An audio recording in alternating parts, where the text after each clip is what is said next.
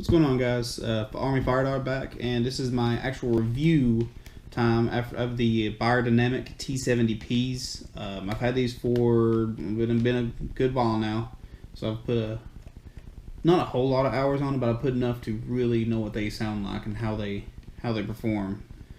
So first off, I'd like to say these are. I can tell listen to these, you're gonna love them or you're gonna hate them. These are very bright headphones. They're wonderfderfully detailed. These are some of the most detailed cans in this price point I have ever listened to. A couple songs I listened to just off the top of my head that I use to demo them. I listened to like Lindsey Sterling's "Shatter Me." The violin part in that, they're really energetic. They're wonderfully detailed in this. And I'll touch on more on that here later, but you'll hear me say detail in these quite a bit.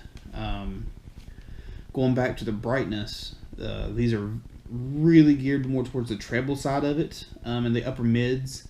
Mids I don't think are that touched. They might be slightly recessed, or not really recessed. I wouldn't say forward or recessed, but they're emphasized, I guess, is the word I'm looking for. The bass is not going to be heavy. It's not heavy at all. So if you're looking for a bassy can, like you want to feel that hit, these are not going to be for you. These are very detailed. The bass is very tight. It's very clean. It's very fast, but it is not heavy at all.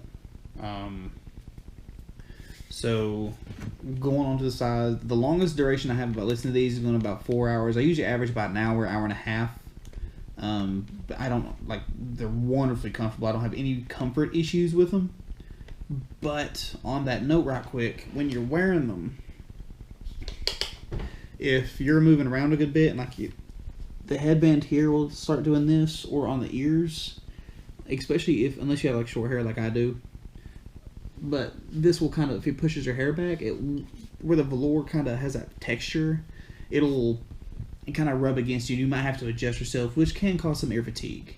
My ears don't overheat. Unlike my Bowers Wilkins P7s, these don't get hot at all. Even after, like I said, the 4 hour duration, I was just fine listening to them. As for when I listen to the P7s, my ears get a little bit hot. Sometimes start to sweat. Now, talking about going more towards the frame, I looked at it. These are very durable cans. I had no issues or worries when I like to drop them from a height, even on hardwood, which is what I got right now. You might cut from a little bit of the echo. Probably have to adjust that later. The cord, very durable. Even during listening, walking around, making some food, listening to some music while I'm doing it. These kind of brushing against stuff. No feedback, or bare minimum, not that I could really notice. So that's a huge upside to the cord. This, I'm still getting used to the 90-degree turns on here. A lot of the ones I have are just a straight jack. I am liking this a lot more. The more I use that, the more I really do like the 90-degree angles. It prevents a lot of kinks, and this is just really well done, put together. I wonderfully made product. Even the bands, the overall craftsmanship of these. Now, as for the size of them, these have many different sizes. They have 10 different notches from 0, which is what I'm at right now, to 9. Kind of get a good angle on it. Let's see those little grooves right there. You get 9 of them for 10 total sizes, I guess, if you want to get technical. So, no, very accommodating. I actually need about a 3, maybe a 4 on the size points, but they can accommodate. Let's go ahead and push them up.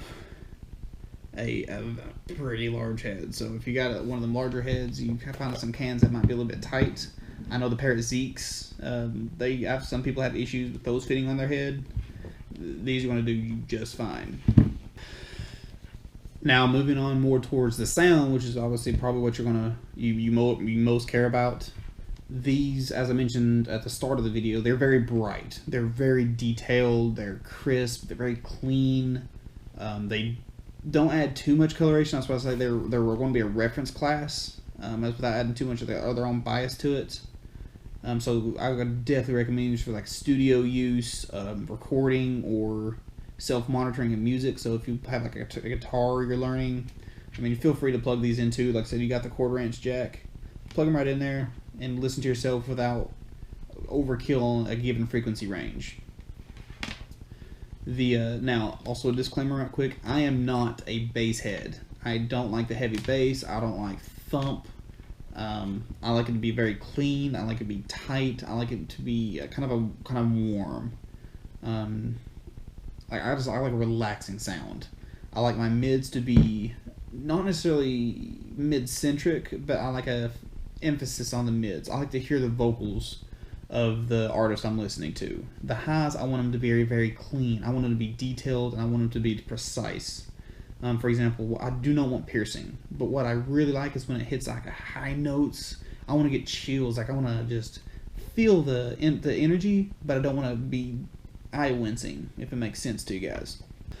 As you remember the video, I listened to Lindsey Sterling's Shatter Me for her violin parts. I really like using violins and cellos for critical listening or critiquing audio gear, because those are really hard. I can make or break a headphone, because when the artist is really getting into the music, that energy can kind of convey.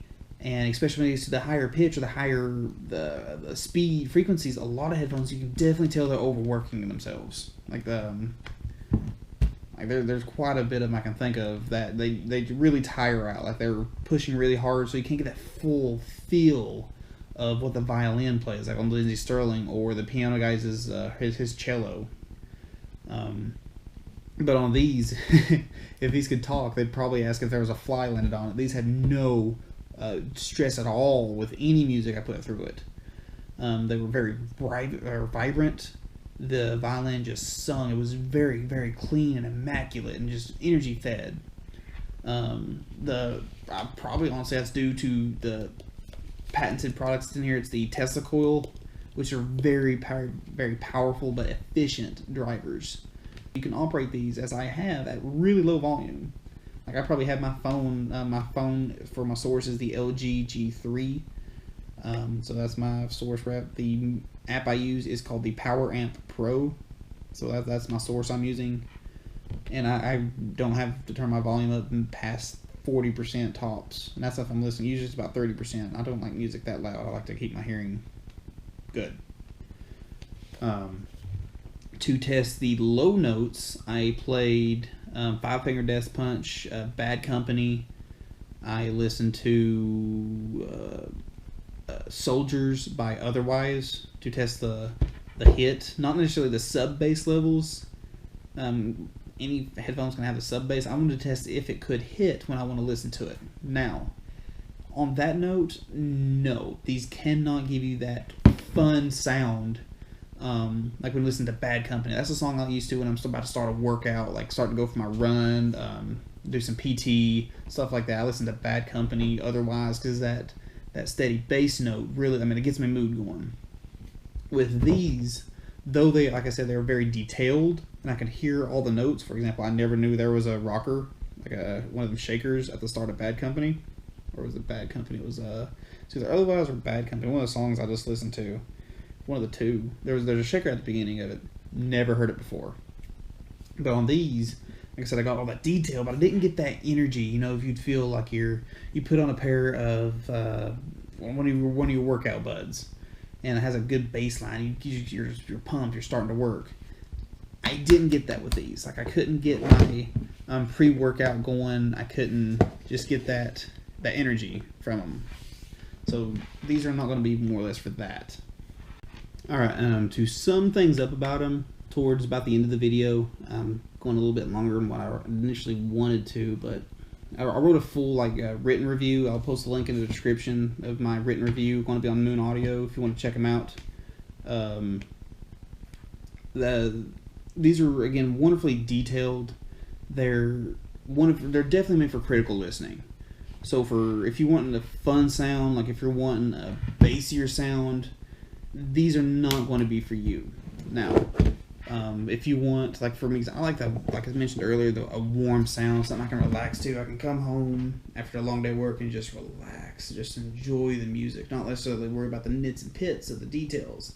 Now that's nice and all every now and then, but not all the time. Say now, these can still be listened to relax, as I have. If you're the kind of person you like a more of a brighter sound, I wouldn't necessarily call them cold, but they're more geared towards the brightness. You're not going to get that bass oomph, which is not that bad when you're wanting to unwind. Alright, that's going to be about the end of my review of the Beyerdynamic, the T70Ps. Again, they're wonderful headphones, very detailed, very critical listening oriented. But if you have any questions that I may have missed, or if you have any questions about the headphones in general, let me just leave them in the comments below. I'll definitely make sure to get back to you. But as always, till next time we meet, my friends, stay safe.